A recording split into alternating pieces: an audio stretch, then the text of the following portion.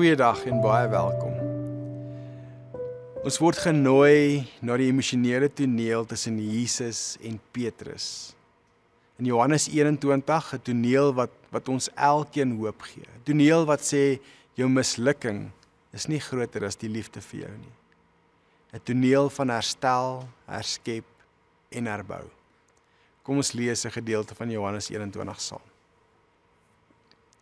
Toe hulle aan land kom, sien hulle vuur brand en 'n stuk vis daarop lê. Daar was brood ook. Jesus sê toe vir hulle, bring van die vis wat julle nou net gevang het. Simon Petrus het toe in die skei geklim en die net op die land getrek. Dit was vol groot visse, 153. En alhoewel daar so baie was, het die net nie geskeur nie. Toe sê Jesus vir hulle, kom eet. En nie een van die disippels het so ver gekom om vir hom te vra, wie is u nie? Hulle het geweet dat dit die Here is. Toe hulle klaar geëet het, vra Jesus vir Simon Petrus, Simon, seun van Johannes, het jy my baie lief, meer as hulle hier? Ja, Here, antwoord hy hom, u weet dat ek u lief het. Hy sê toe vir hom, laat my lammers wei.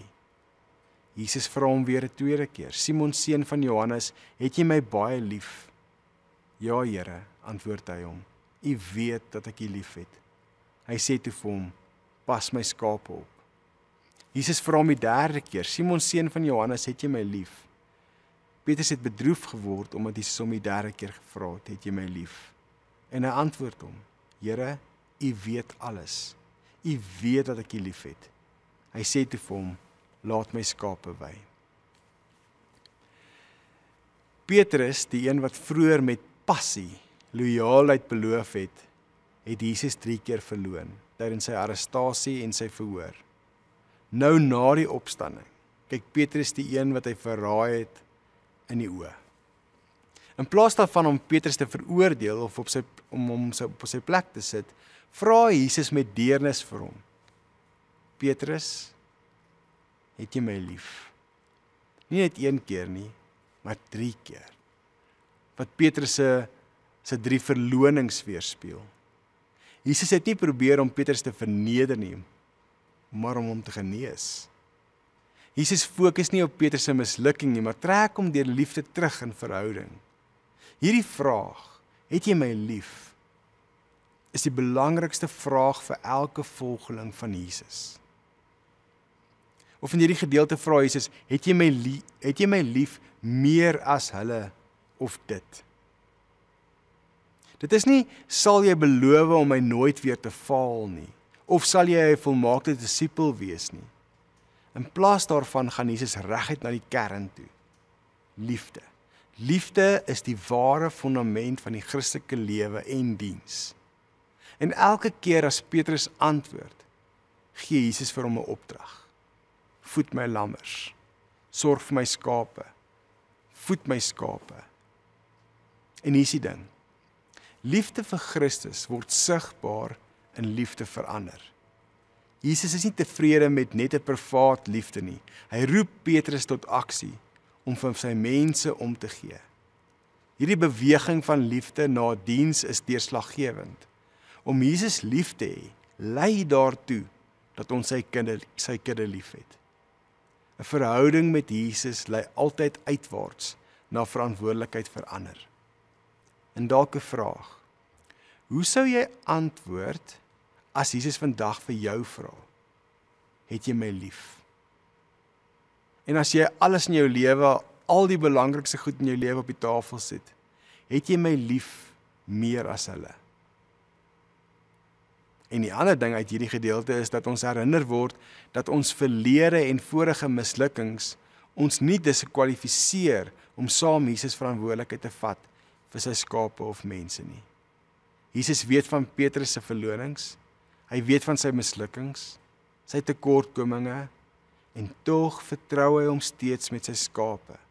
Hy vertrou hom met sy mense, hy vertrou hom met hierdie werk wat God besig is om in mense se lewens te doen. Die opgestane Christus glo in Petrus se potensiaal ten spyte van sy swakhede. En hy glo ook in ons sin.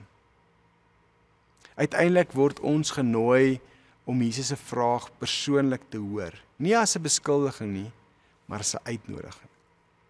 Het jy my lief? Dis 'n uitnodiging om ons liefde te hernie. Om net weer te bevestig, dit is wat dit is. Om van verlede skaamte te genees, om te herontdek dat ons roeping voortvloei uit verhouding, nie uit perfeksie nie.